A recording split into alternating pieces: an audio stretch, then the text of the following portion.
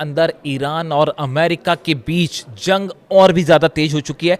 और इस वक्त की जो सबसे बड़ी खबर आ रही है वो ये है कि अमेरिका ने B-2 बॉम्बर्स ईरान के लिए रवाना कर दिए हैं। B-1, B-2 और B-52 बॉम्बर्स जो हैं वो ईरान की तरफ बढ़ने शुरू हो गए हैं। और जिसके बाद ये अंदाजा लगाया जा रहा है, ऐसी एजेंसी से, खुफिया एजेंसी से ये इस तरह की जानकारी है कि अमेरिका अब B-2 बॉम्बर्स से, B-52 बॉम्बर्स से बड़ा हमला कर सकता है ईरान के ऊपर, और खास तौर पर ईरान के न्यूक्लियर साइट्स पर बड़े हमले हो सकते हैं। देखिए, जो खबरें आ रही हैं सूत्रों के मुताबिक, B-2 बॉम्बर्स, B-1 बॉम्बर्स और B-52 बॉम्बर्स अमेरिका से टेक ऑफ किए हैं और इंग्लैंड, ब्रिटेन पहुंच चुके हैं, और खबरें हैं अब वहां से वो ईरान की तरफ आगे बढ़ने शुरू हो गए हैं। ऐसा माना जा रहा है कि इन B-2 बॉम्बर्स के जरिए बंकर बस्टर बम से बड़ा हमला हो सकता है ईरान के ऊपर, और जल्दी ये स्ट्राइक हो सकती है। देखिए, इसकी सबसे बड़ी वजह है, बताया ये जा रहा है, जिस तरह से ईरान ने जॉर्डन पर हमले किए, कुवैत पर हमले किए, बहरीन पर हमले किए, उससे अमेरिकी सेना जो है और डोनाल्ड ट्रंप दोनों फ्रस्ट्रेशन में हैं। इस तरह की खबरें सामने आ रही है, और बताया ये जा रहा है कि अब जो है वो एक बड़ा हमला कर सकते हैं डोनाल्ड ट्रंप, और जिसकी प्लानिंग पूरी हो चुकी है। देखिए, एक बड़ी बैठक हुई अमेरिका में, ऐसी जानकारी है, जिसमें डोनाल्ड ट्रंप के सामने तमाम प्रस्ताव रखे गए, अलग अलग ऑप्शंस रखे गए, जिसके बाद अब खुफिया सूत्रों से यह जानकारी है कि ईरान पर बड़ी स्ट्राइक करने की तैयारी पूरी कर ली गई है, और अगला हमला B-2 बॉम्बर्स के जरिए होगा और बंकर बस्टर बॉम्ब्स के जरिए होगा। खबरें ये भी हैं कि अब इस जंग में इजराइल को भी शामिल किया जा सकता है। इस तरह की जानकारियां सामने हैं कि नेतन्याहू और ट्रंप जो है, इनके बीच में आगे क्या करना है, इसको लेकर चर्चा हुई है। अमेरिका और इजराइल के अधिकारियों के बीच में चर्चा हुई है, और जल्द ही आप देख सकते हैं कि जंग में इजराइल भी कूद जाए। जब अभी तक इजराइल की तरफ से हमले नहीं हो रहे थे, लेकिन अब इजराइल की तरफ से भी हमले शुरू हो जाएंगे। देखिए, जिस तरह से जॉर्डन पर हमला हुआ, खास तौर पर जॉर्डन पे, जहां पर कई अमेरिकी सैनिकों की मौत हुई है, कई सैनिक घायल हो गए हैं, अमेरिका का पेट्रियट सिस्टम तबाह कर दिया गया, थार्ड सिस्टम तबाह कर दिया गया है, रडार तबाह हो गए हैं। इसके साथ ही जो खबरें हैं, देखिए, मैंने आपको पहले ही बताई थी बात, सबसे पहले हमने ये बात आपको बताई थी कि कई फाइटर जेट्स तबाह हो गए हैं, इसमें F-18 शामिल हैं, रिफ्यूलिंग जेट शामिल हैं, इनके हैंगर्स पर हमला हुआ है जॉर्डन पे, और कई प्लेन तबाह हो गए हैं, इस तरह की दावे हो रहे थे। हमने सबसे पहले आपको ये बताया था कि देखिए, कुछ दिनों बाद ये जानकारियां सामने आने लगेगी, अमेरिकी सोल्जर्स की जो कैजुअलिटी है, मारे गए हैं, उनके नंबर्स भी सामने आने लगेंगे, और देखिए, बिल्कुल वही हुआ। मुश्किल से 3 दिन हुए और ये जानकारियां सामने आने लग गई, हमारे दावे 100% एक बार फिर सच साबित हुए।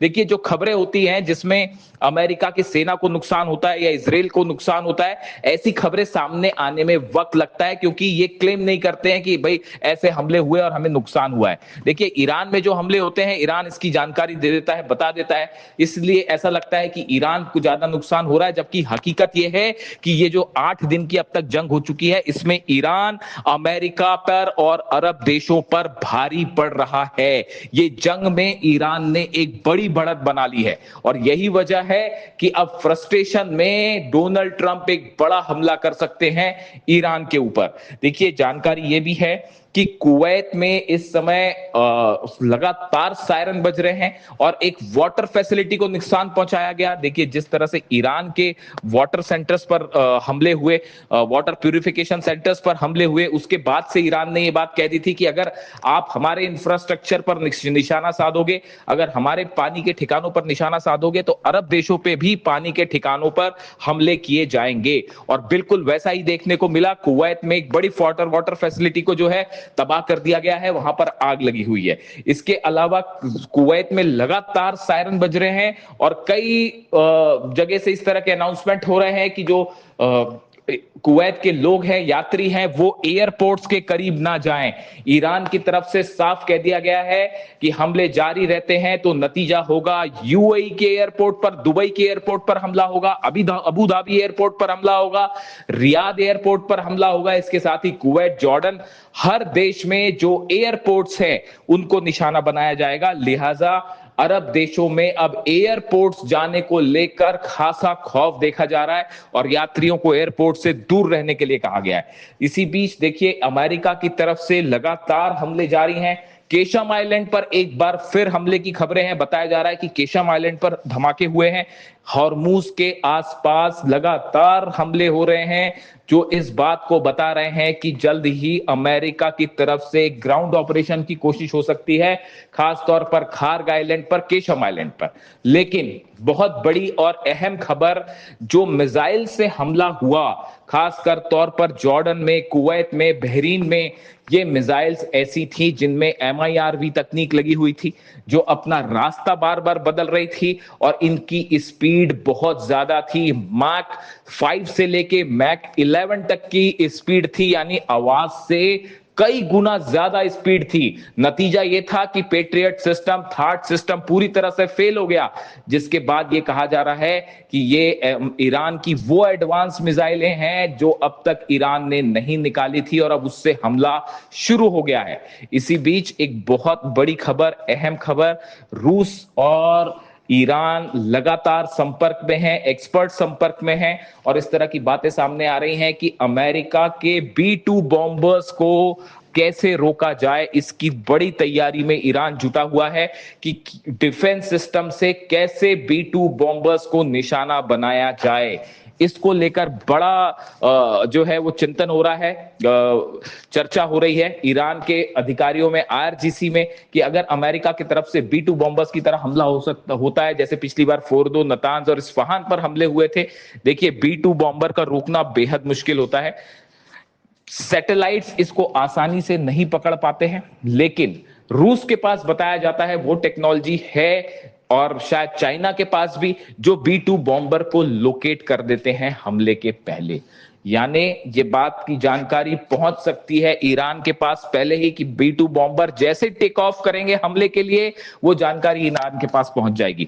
ऐसे में क्या ईरान का कोई ऐसा डिफेंस सिस्टम देखने को मिल सकता है जो B-2 बॉम्बर को निशाना बनाए? फिलहाल ईरान में इसको लेकर बड़ी प्लानिंग हो रही है कि कैसे अमेरिका के B-2 बॉम्बर्स को गिराया जाए, कैसे रोका जाए, क्योंकि जानकारी जो ये है सूत्रों के मुताबिक कि बड़ी संख्या में B-2 बॉम्बर एक साथ बंकर बस्टर बम बरसा सकते हैं कई जगह पर, खास तौर पर न्यूक्लियर ठिकाने पर, बुशर पर बड़ा खतरा मंडरा रहा है। देखिए, मैं बार बार आपको बुशर की बात कर रहा हूं। बुशर में धमाके का मतलब बड़ा रेडिएशन और उससे बड़ा हाहाकार मच सकता है, बड़ा नुकसान हो सकता है पूरे अरब में, ना सिर्फ ईरान में बल्कि पूरे अरब देशों में। ऐसे में B-2 बॉम्बर को लेकर जो जानकारियां सामने आ रही हैं, एक बड़ा हमला अगले चंद घंटों के अंदर B-1, B-2 बॉम्बर से देखने को मिल सकता है और ईरान ने इन्हें गिराने की पूरी तैयारी शुरू कर दी है कि कैसे इसे रोका जाए। तमाम जगह डिफेंस सिस्टम एक्टिवेट कर दिए गए हैं। अब देखना यह है कि B-2 बॉम्बर से अगर हमला होता है, देखिए B-2 बॉम्बर, मैं फिर से रिपीट करूंगा, इसको रोकना, गिराना बेहद मुश्किल है, बेहद मुश्किल है। लेकिन जिस तरह की मिसाइल्स का प्रदर्शन किया है ईरान ने, खासतौर पर जॉर्डन में, MIRV तकनीक, हाई स्पीड, इससे अमेरिका की सेना भी हैरान है और किसी को इस बात पर कोई आश्चर्य नहीं है कि ईरान की तरफ से कोई ऐसा दावा देखने को मिल जाए, कोई ऐसी मिसाइल देखने को मिल जाए जो B-2 बॉम्बर को भी नुकसान पहुंचा दे। इस तरह की राय भी तमाम एक्सपर्ट्स के साथ सामने आ रही है, देखने को मिल रही है। यानी फिलहाल ईरान की मिसाइल्स का खौफ अमेरिका के सिर पर चढ़कर बोल रहा है। अब देखना यह है कि आज की रात क्या होता है और अगर B-2 बॉम्बर से हमले होते हैं तो उसमें ईरान की तरफ से क्या कदम उठाया जाता है। पूरे हालात पर हमारी नजर है, जैसी कोई भी अपडेट होगा आप तक फौरन पहुंचाएंगे। Thank you so much.